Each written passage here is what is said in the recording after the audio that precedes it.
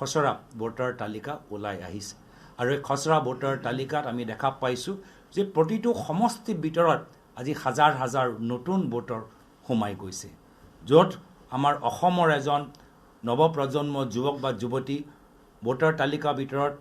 অংশগ্ৰহণ কৰিছে আমাক মাত মাতিবলৈ নাই আমি স্বাগতম জনাইছোঁ কিন্তু যদি এনেকুৱা ব্যক্তি আছে যিজনে 2 মাহ আগতে বিহাৰৰ নিৰ্বাচনত ভোট দিলে আৰু এতিয়া আহি অসমৰ নিৰ্বাচনত ভোট দিবলৈ বিচাৰে নিজৰ ভোটটো শিফট কৰিবলৈ বিচাৰে তেতিয়া আমাক সজাগ আৰু সাৱধান হ'ব লাগিব আৰু সেই কাৰণে ইতিমধ্যে আমি এটা প্ৰচেষ্টা কংগ্ৰেছ দলৰ ফালৰ পৰা আমি আৰম্ভ কৰিছোঁ যে আমি এই খচৰা ভোটাৰ তালিকা ইতিমধ্যে আমি সম্পূৰ্ণ ডিটেইলছ পোৱা নাই আমি প্ৰশাসনক আহ্বান জনাইছোঁ যে প্ৰতিটো সমষ্টিৰ ভিতৰত সমষ্টি ৱাইজ আমাক জনাওক যে কোন কোন ভোটাৰ কাট খাই গ'ল আৰু নতুন ভোটাৰ ক'ত ক'ত সোমাইছে সেই তালিকাটো আমাক দিয়ক এনেকৈ আমি সেই তালিকা লৈ আমি যোৱা বিহাৰ বিধানসভা নিৰ্বাচনত কোনে কোনে ভোট দিলে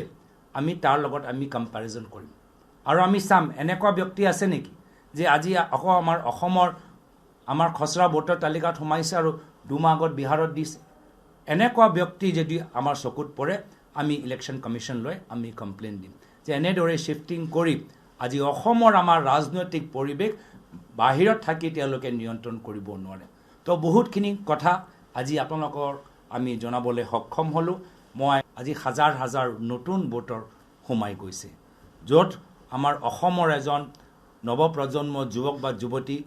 ভোটাৰ তালিকাৰ ভিতৰত অংশগ্ৰহণ কৰিছে আমাক মাত মাতিবলৈ নাই আমি স্বাগতম জনাইছোঁ কিন্তু যদি এনেকুৱা ব্যক্তি আছে যিজনে 2 মাহ আগতে বিহাৰৰ নিৰ্বাচনত ভোট দিলে আৰু এতিয়া আহি অসমৰ নিৰ্বাচনত ভোট দিবলৈ বিচাৰে নিজৰ ভোটটো শিফট কৰিবলৈ বিচাৰে তেতিয়া আমাক সজাগ আৰু সাৱধান হ'ব লাগিব আৰু সেই কাৰণে ইতিমধ্যে আমি এটা প্ৰচেষ্টা কংগ্ৰেছ দলৰ ফালৰ পৰা আমি আৰম্ভ কৰিছোঁ যে আমি এই খচৰা ভোটাৰ তালিকা ইতিমধ্যে আমি সম্পূৰ্ণ ডিটেইলছ পোৱা নাই আমি প্ৰশাসনক আহ্বান জনাইছোঁ যে প্ৰতিটো সমষ্টিৰ ভিতৰত সমষ্টি ৱাইজ আমাক জনাওক যে কোন কোন ভোটাৰ কাট খাই গ'ল আৰু নতুন ভোটাৰ ক'ত ক'ত সোমাইছে সেই তালিকাটো আমাক দিয়ক এনেকৈ আমি সেই তালিকা লৈ আমি যোৱা বিহাৰ বিধানসভা নিৰ্বাচনত কোনে কোনে ভোট দিলে আমি তাৰ লগত আমি কম্পেৰিজন কৰিম আৰু আমি চাম এনেকুৱা ব্যক্তি আছে নেকি যে আজি আকৌ আমাৰ অসমৰ আমাৰ খচৰা ভোটাৰ তালিকাত সোমাইছে আৰু 2 মাহ আগত বিহাৰত দিছে এনেকুৱা ব্যক্তি যদি আমাৰ চকুত পৰে আমি ইলেকশ্যন কমিশ্যনলৈ আমি কমপ্লেইন দিম যে এনেদৰে শিফটিং কৰি আজি অসমৰ আমাৰ ৰাজনৈতিক পৰিৱেশ বাহিৰত থাকি তেওঁলোকে নিয়ন্ত্ৰণ কৰিব নোৱাৰে তো বহুতখিনি কথা আজি আপোনালোকৰ আমি জনাবলৈ সক্ষম হ'লোঁ আজি হাজাৰ হাজাৰ নতুন ভোটাৰ সোমাই গৈছে য'ত আমাৰ অসমৰ এজন নৱপ্ৰজন্ম যুৱক বা যুৱতী ভোটাৰ তালিকাৰ ভিতৰত অংশগ্ৰহণ কৰিছে আমাক মাত মাতিবলৈ নাই আমি স্বাগতম জনাইছোঁ কিন্তু যদি এনেকুৱা ব্যক্তি আছে যিজনে 2 মাহ আগতে বিহাৰৰ নিৰ্বাচনত ভোট দিলে আৰু এতিয়া আহি অসমৰ নিৰ্বাচনত ভোট দিবলৈ বিচাৰে নিজৰ ভোটটো শিফট কৰিবলৈ বিচাৰে তেতিয়া আমাক সজাগ আৰু সাৱধান হ'ব লাগিব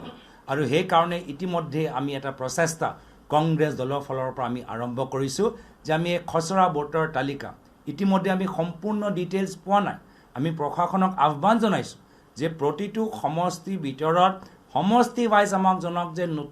কোন কোন ভোটাৰ কাট খাই গ'ল আৰু নতুন ভোটাৰ ক'ত ক'ত সোমাইছে সেই তালিকাটো আমাক দিয়ক এনেকৈ আমি সেই তালিকা লৈ আমি যোৱা বিহাৰ বিধানসভা নিৰ্বাচনত কোনে কোনে ভোট দিলে আমি তাৰ লগত আমি কম্পেৰিজন কৰিম আৰু আমি চাম এনেকুৱা ব্যক্তি আছে নেকি যে আজি আকৌ আমাৰ অসমৰ আমাৰ খচৰা ভোটাৰ তালিকাত সোমাইছে আৰু 2 মাহ আগত বিহাৰত দিছে এনেকুৱা ব্যক্তি যদি আমাৰ চকুত পৰে আমি ইলেকশ্যন কমিশ্যনলৈ আমি কমপ্লেইন দিম যে এনেদৰে শিফটিং কৰি আজি অসমৰ আমাৰ ৰাজনৈতিক পৰিৱেশ